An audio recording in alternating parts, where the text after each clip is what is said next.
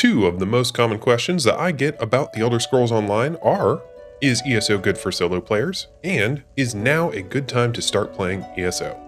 So today, I wanted to answer those questions for anyone out there considering trying out ESO for the first time in 2025.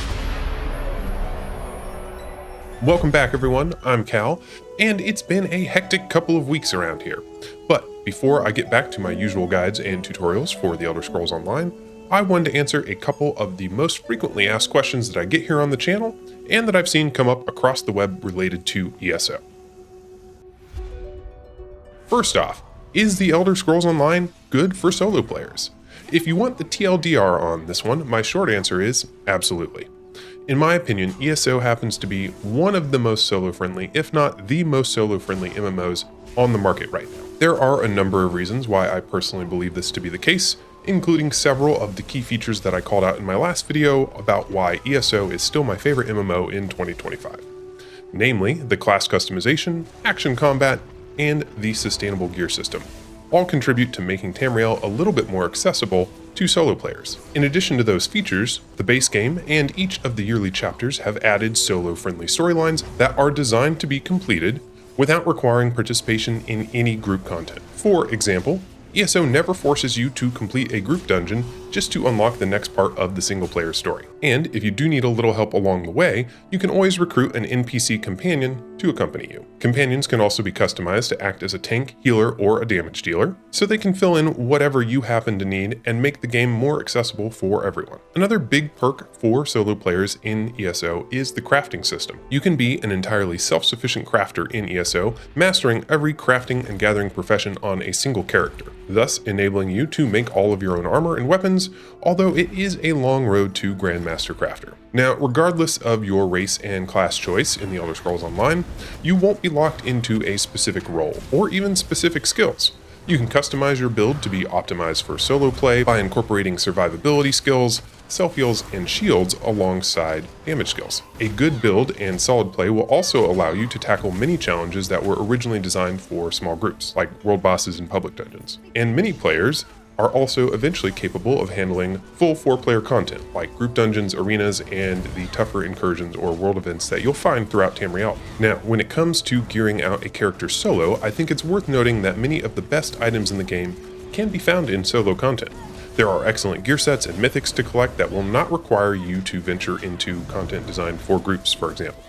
As a solo player, you will find that there are a handful of desirable gear sets locked behind group content in PvP, but none of those are even remotely necessary to play through any of the story content that you'll find throughout Tamriel, and you'll still be able to collect hundreds of different gear sets if you choose to play as an MMO hermit. Many of my characters actually use crafted gear or armor and weapons that I collected from solo content, not out of necessity, but by choice. Remember, there are no eye levels or treadmills here, and depending on the content that you're tackling, the best option may not be some perfected trial set, it may very well be Briarheart. Perhaps one of the best perks for solo players in ESO is actually the alt friendliness of the game. Very, very few items are actually character bound. And in fact, everything useful that you find throughout the world will either be unbound or account bound. This means that you can use different characters to tackle different challenges, unlock gear, antiquity leads, or whatever collectible you happen to be chasing. And then of course, share it with your other characters. Now, when I first picked up The Elder Scrolls Online, I actually played the game almost exclusively solo for the first year or so. I wasn't queuing up for group dungeons, I didn't really participate in PvP, I didn't even really talk to anyone. And I still had a great time doing so. But eventually I decided to try out some of the group dungeons, and not only was it less intimidating than I imagined, but I also found it to be incredibly fun. And as evidenced in my last video, I'm now joining guildies for 12-player trials every week and running around Cyrodiil quite a bit. But there is still plenty of great content for solo players in The Elder Scrolls Online, and none of that story requires you to group up at all.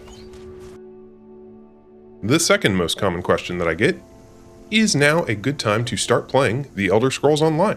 And my response would be, yes, of course it is. The Elder Scrolls Online may be 10 years old and chock full of content for a brand new player, but the game is designed to empower player choice like no other. Now, you'll see this question often across the MMO landscape, and I suspect it comes up because in many MMOs, you're forced to sort of catch up before you get to participate in content with friends, or visit the latest and greatest zones and dungeons. But that's not really the case here. You can get straight into the storyline that you want to play and start collecting useful items for in-game builds and of course fashion starting on day one. You're also not going to have any trouble finding other players to play with here in ESO, as there's still plenty of new and old players alike saving Nirn from the machinations of Daedric princes on a daily basis. So, in ESO, after you finish the new player tutorial, you will have the option of traveling to almost any zone throughout the game and picking up whichever story quest you want to start with. You could carry on through the Cold Harbor storyline and play through the base game zones, or you could travel to Vardenfell and kick off your ESO adventure revisiting the lands of Morrowind. Perhaps instead you'd prefer to begin your journey in Solitude and explore Western Skyrim about 900 years before the events of Test 5. There is actually nothing in ESO that's keeping you from jumping straight into the stories that you're most interested in,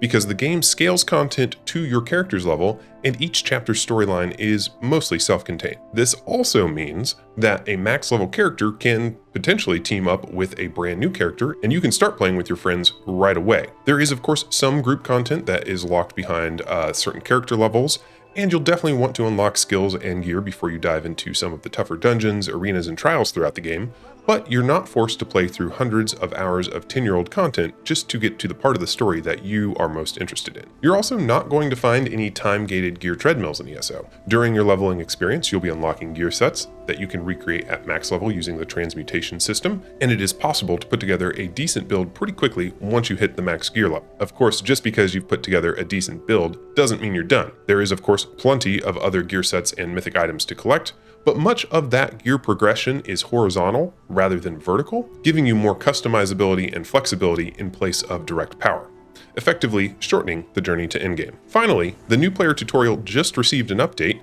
and visual upgrades are coming to the base game zones this year. For a brand new player, ESO offers an incredible amount of content with a ton of flexibility. You can really choose your own adventure and play the content in whatever order appeals to you. With the base game alone, you'll have hundreds of hours of test story to play through in the order that you choose, with no obligation to complete old content just to get to the newer stuff. Now, if these last couple videos on my channel have convinced you to give ESO a try for the first time, or you just haven't picked up the latest chapter yet, I've got some exciting news. I've got a few copies of Gold Road to give away. As a member of the official content creator program, ZeniMax has started sending me codes for ESO goodies to share with my community throughout the year. So if you'd like a chance to win a copy of Gold Road that includes the base game, I just need you to do one thing. Leave a comment on this video that includes Gold Road somewhere in the text. I'll be drawing 2 winners from the comments of this video next Tuesday, February 18th of 2025.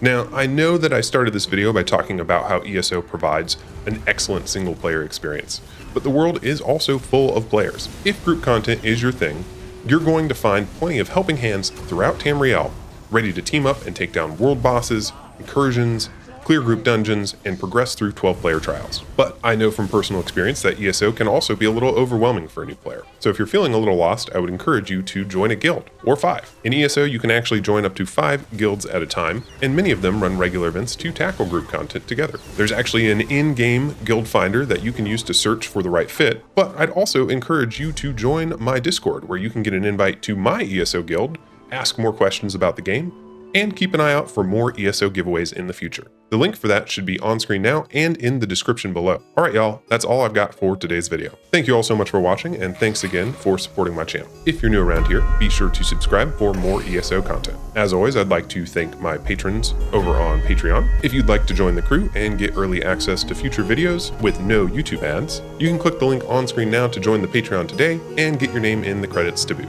I'll be back again real soon with another video. Bye for now, everybody.